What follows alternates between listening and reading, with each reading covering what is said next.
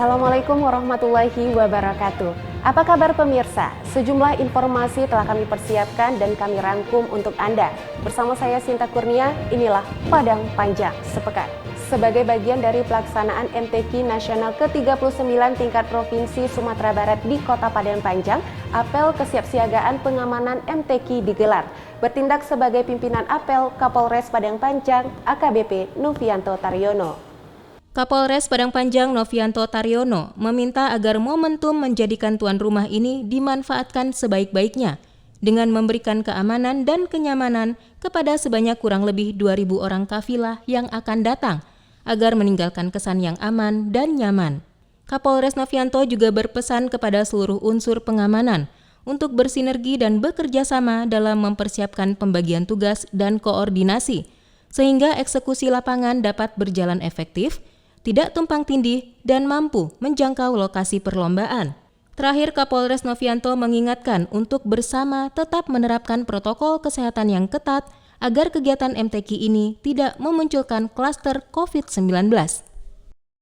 Bersama Forkopimda, Wali Kota Padang Panjang Fadli Amran meninjau langsung venue dan lokasi pembukaan MTQ Nasional ke-39 tingkat Provinsi Sumatera Barat di lapangan Khatib Sulaiman Bacalaweh.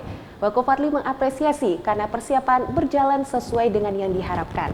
Kunjungan Wali Kota Padang Panjang Fadli Amran bersama Forkopimda sekaligus sebagai motivasi bagi kesiapan penyelenggaraan MTQ Nasional ke-39 tingkat Provinsi Sumatera Barat yang akan dibuka secara resmi Sabtu 13 November 2021 mendatang. Seusai meninjau langsung venue dan lokasi pembukaan MTQ, Wako Fadli mengapresiasi persiapan yang telah dilakukan oleh panitia dan seluruh unsur yang terlibat. Menurutnya sejauh ini sudah berjalan sesuai yang diharapkan. Terakhir, Wako Fadli berterima kasih kepada semua pihak yang sudah membantu dan berharap masyarakat ikut berpartisipasi menyukseskan acara agar pelaksanaan MTQ berjalan lancar hingga penutupan. Forkopimda dan juga panitia mencek langsung ke lapangan persiapan MTQ Nasional. Kita pergi ke venue acara pembukaan dan alhamdulillah sesuai dengan harapan kita dan insya Allah kita sudah siap untuk menjadi tuan rumah menunggu para kontingen masyarakat yang akan hadir di MTQ Sumatera Barat di Kota Padang Panjang ini.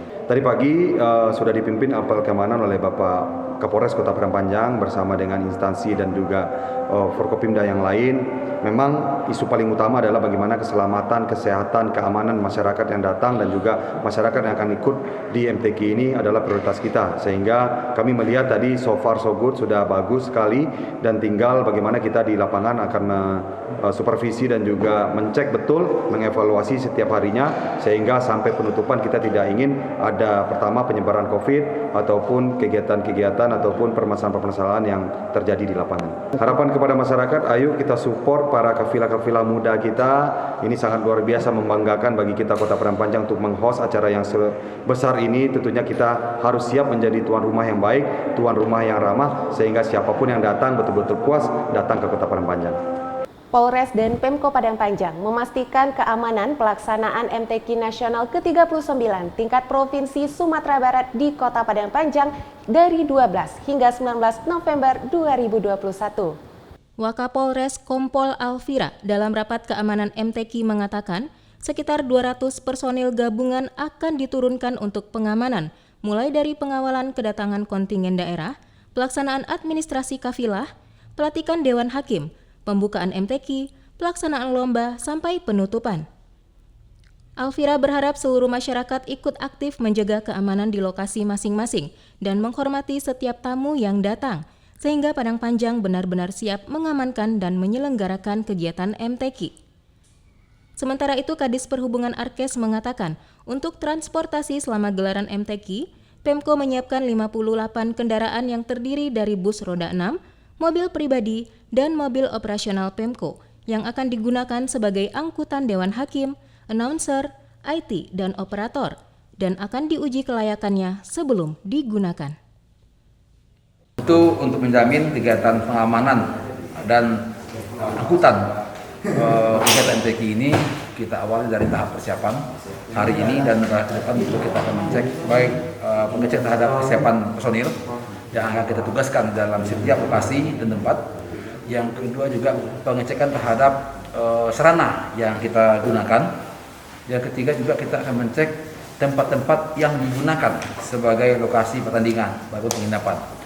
Dalam rangka Monef Keterbukaan Informasi Badan Publik tahun 2021, tim visitasi Komisi Informasi Sumatera Barat kunjungi PPID Utama Kota Padang Panjang.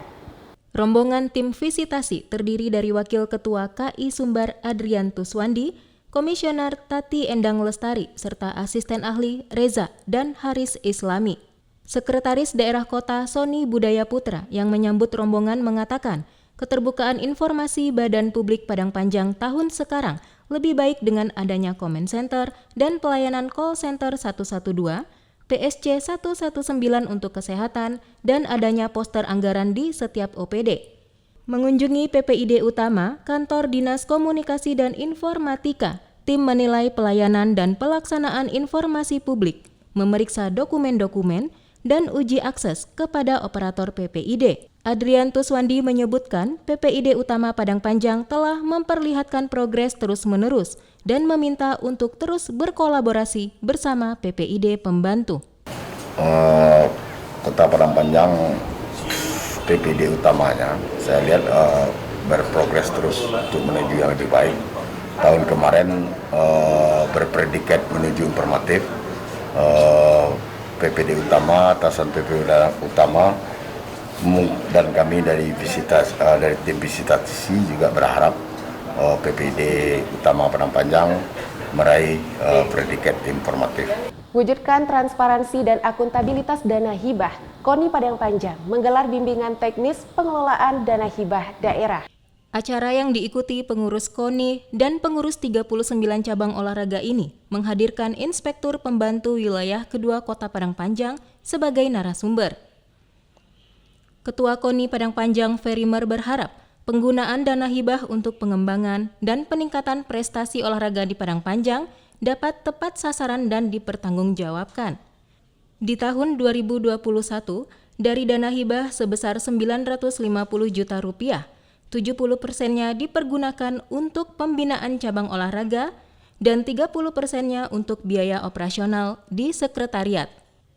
Sementara itu, Kepala Seksi Perdata dan Tata Usaha Negara Kejaksaan Negeri Padang Panjang, Robert Rasmi, menyebutkan pemahaman dalam pengelolaan keuangan dana hibah sangat diperlukan sesuai dengan regulasi yang berlaku, sehingga berdampak terhadap pelaksanaan pembinaan olahraga prestasi.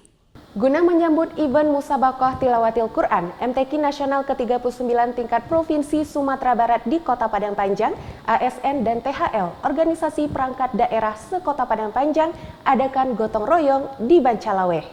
Gotong royong dilaksanakan Minggu 6 November 2021 oleh semua ASN maupun THL dari masing-masing OPD di Padang Panjang dengan membersihkan sempadan rel kereta api di sepanjang jalan menuju lapangan Bancalaweh, mulai dari Simpang Tanah Hitam sampai ke rel kereta depan Gor Bancalaweh dan rel menuju Tanah Pak Lambi. Area lapangan Bancalaweh ini akan digunakan untuk pembukaan MTQ pada Sabtu 13 November 2021.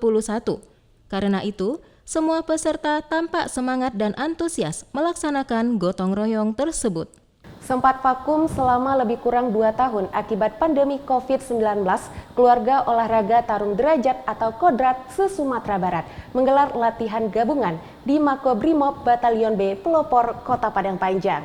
Kegiatan latihan gabungan yang diikuti sekitar 492 atlet seluruh cabang Kodrat se-Sumatera Barat tersebut dibuka Wali Kota Padang Panjang Fadli Amran dan dihadiri anggota DPRD Mahdelmi, para pelatih utama, dan pembina, serta anggota Kabupaten Kota se-Sumatera Barat.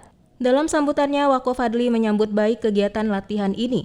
Wako Fadli juga mengucapkan selamat kepada para atlet Tarung Derajat Sumatera Barat yang telah berhasil meraih prestasi pada Pekan Olahraga Nasional ke-20 di Papua beberapa waktu yang lalu, di mana salah satu atlet berasal dari Padang Panjang. Pada kesempatan ini, Wako Fadli juga turut mempromosikan wisata alam dan kuliner di Padang Panjang kepada para peserta latihan. Sementara itu, pelatih utama Tarung Derajat Sumatera Barat Al-Nedral mengatakan, tujuan kegiatan ini selain untuk meningkatkan hubungan silaturahmi antara pelatih dan sesama petarung di Sumbar, juga sekaligus memotivasi petarung lokal dan menunjukkan eksistensi Tarung Derajat. Guna memutus mata rantai penyebaran virus COVID-19, Lembaga Pemberdayaan Masyarakat atau LPM Kelurahan Bukit Surungan, Kecamatan Padang Panjang Barat menggelar germas dan geber vaksinasi. Kegiatan yang diselenggarakan dalam rangka memperingati Hari Kesehatan Nasional tahun 2021 ini digelar berupa senam bersama di depan kantor pengadilan negeri, pemeriksaan kesehatan, vaksinasi, penampilan literasi dari Kelurahan Busur, dan penjualan sayur hasil olahan warga Busur. Juga ada penyuluhan dan penampilan yel-yel dari Pramuka Saka Bakti Husada Dinas Kesehatan, serta atraksi tarung derajat se-Sumatera Barat yang dilaksanakan di sepanjang Jalan Soekarno-Hatta di depan Pengadilan Negeri. Wali Kota Fadli Amran mengatakan kegiatan ini bisa terlaksana karena Padang Panjang sudah berada pada PPKM level 1. Meski begitu, Wako Fadli tetap meminta untuk hidup sehat dan menjaga protokol kesehatan. Sementara itu, Ketua LPM Busur Akmal berterima kasih kepada semua pihak yang sudah ikut menyukseskan kegiatan yang merupakan inovasi LPM Busur menjadi kelurahan tangguh di Kota Padang Panjang tersebut. Hal ini sesuai dengan MOU bersama dengan Dinas Kesehatan Provinsi Sumatera Barat. Tim penilai lapangan Lembaga Pemberdayaan Masyarakat atau LPM berprestasi tingkat Provinsi Sumatera Barat tahun 2021 mengunjungi Kelurahan Silaing Atas, Kecamatan Padang Panjang Barat. Wakil Wali Kota Asrul berharap penilaian ini tidak hanya seremonial saja, namun hendaknya dapat menjadi dorongan dan evaluasi bagi LPM dan semua pihak terkait untuk lebih maksimal dalam pemberdayaan masyarakat. Salah satu unggulan LPM Silaing Atas adalah objek wisata Batu Limo yang murni hasil swadaya masyarakat dan sudah dilengkapi berbagai fasilitas pendukung. Hendrawati Roza, Kabid Kelembagaan Masyarakat dan Adat Dinas Pemberdayaan Masyarakat dan Desa Provinsi Sumatera Barat, yang juga ketua tim penilai, mengapresiasi kekompakan semua pihak yang bisa mengantarkan LPM Silaing Atas masuk nominasi 6 besar terbaik dalam penilaian lomba ini, dan berharap informasi dan kondisi di lapangan sesuai dengan data yang diverifikasi dan indikator yang dinilai dapat memenuhi ketentuan yang ditetapkan. Sementara itu, Ketua LPM Silaing Atas John Lee Romel menyampaikan potensi alam menjadi salah satu andalan pihaknya dalam upaya pemberdayaan masyarakat. Pemirsa, meskipun diguyur hujan, upacara peringatan Hari Pahlawan di halaman Balai Kota Padang Panjang berlangsung dengan khidmat. Bertindak sebagai inspektur upacara Wali Kota Padang Panjang, Fadli Amran. Memilih turun dari mimbar dan berhujan-hujan bersama seluruh peserta upacara hingga upacara selesai, Wali Kota Padang Panjang Fadli Amran membacakan amanat Menteri Sosial RI. Dalam amanat yang dibacakan, Wako Fadli menggambarkan bagaimana dahulu Persatuan Pahlawan dalam mengobarkan semangat pemberontakan terhadap penjajah dalam kurun waktu 350 tahun, agar dapat dijadikan inspirasi untuk masyarakat bersatu melawan musuh yang sebenarnya, yaitu kemiskinan dan kebodohan dalam arti yang luas. Sejalan dengan tema Hari Pahlawan 2021, Pahlawanku Inspirasiku, Wako Fadli menutup amanat upacara dengan motivasi untuk selalu bekerja keras, didukung inovasi dan kreativitas tinggi, serta semangat wirausaha yang pantang menyerah. Bapak, kita serahkan bantuan perwakilan ke Bapak. Dinas Pendidikan dan Kebudayaan atau Disdikbud Kota Padang Panjang berkolaborasi dengan Padang TV menggelar Cerdas Quran tingkat SD dan SMP se-Kota Padang Panjang. Kegiatan Cerdas Quran yang digelar 9 hingga 11 November dan disiarkan secara live ini disambut baik oleh Wali Kota Padang Panjang Fadli Amran. Disampaikan Wako Fadli, melalui kegiatan seperti ini, generasi muda dapat kuat secara ilmu pengetahuan dan kuat secara ilmu keagamaan, serta bisa menciptakan generasi yang berakhlakul karimah. Sementara itu, manajer Padang TV Devri Mulyadi menyebutkan, Kota Padang Panjang merupakan kabupaten atau kota ke-7 digelarnya program ini. Ajang ini juga menjadi tolak ukur sejauh mana kemampuan anak-anak dalam memahami ilmu agama maupun menguasai ayat-ayat suci Al-Quran. Tadi seperti yang disampaikan oleh Pak Imam, ini adalah juga rentetan dari kegiatan kita, insya Allah MTQ Nasional Provinsi Sumatera Barat yang akan kita laksanakan di tanggal 12 sampai 20-an November, dan insya Allah pembukaannya pun juga akan kita laksanakan di tanggal 13 November. Usai melaksanakan upacara peringatan Hari Pahlawan di halaman Balai Kota, Wali Kota Padang Panjang Fadli Amran memimpin ziarah ke Taman Makam Pahlawan Kusuma Sakti, Kelurahan Kampung Manggis, Kecamatan Padang Panjang Barat. Ziarah diawali dengan penghormatan kepada arwah para pahlawan dan dilanjutkan dengan mengheningkan cipta dan doa. Disusul peletakan karangan bunga, kemudian dilanjutkan dengan tabur bunga oleh rombongan ziarah ke pusara para pahlawan. Made Sujana, Ketua Pepabri Kota Padang Panjang kepada Kominfo mengatakan, partisipasinya dalam acara ziarah ini sebagai wujud penghargaan terhadap jasa-jasa para pahlawan pendahulu yang telah gugur dalam mempertahankan kemerdekaan bangsa Indonesia dari tangan penjajah. Masih dalam memperingati Hari Pahlawan pemirsa, pengguna jalan dan pejalan kaki di Simpang PDAM ikut berhenti sejenak mengheningkan cipta selama 60 detik. Dalam cuaca mendung, saat penayangan kibaran bendera merah putih di Videotron Simpang PDAM, semua pengguna jalan menunduk untuk mengheningkan cipta. Kasat Lantas Polres Padang Panjang Dedi Antonis bersama jajaran dan Dinas Perhubungan mengatur lalu lintas dengan menghentikan para pengguna jalan.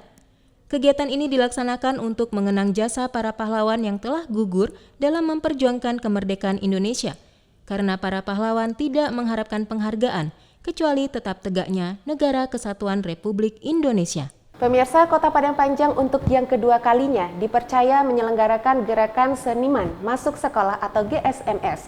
Pembukaan kegiatan GSMS tersebut dilakukan di Gedung Pertunjukan Huriah Adam, Kampus ISI, Padang Panjang.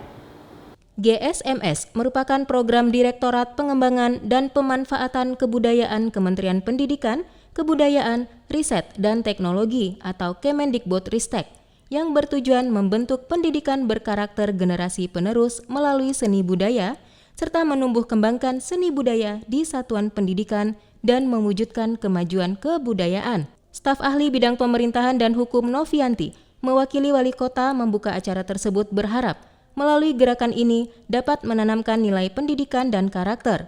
Karena seni tidak bisa berdiri sendiri dan dalam kehidupan, seni berperan menyeimbangkan otak kiri dan otak kanan. Ridwan, selaku Ketua Pelaksana GSMS menyebutkan, tahun ini GSMS diadakan di 40 daerah di Indonesia dan 3 kabupaten di Sumatera Barat. Kegiatan ini dimulai dari Juli hingga November 2021. Pementasan dan pameran berupa karya seni, seni tari, seni musik, seni teater, dan seni rupa.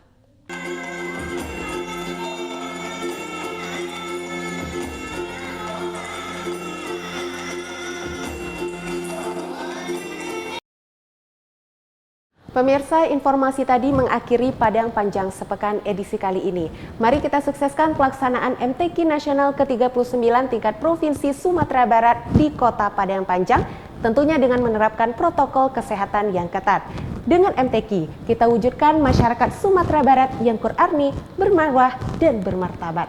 Saya Sinta Kurnia beserta seluruh kru yang bertugas mengucapkan terima kasih dan sampai jumpa. Wassalamualaikum warahmatullahi wabarakatuh.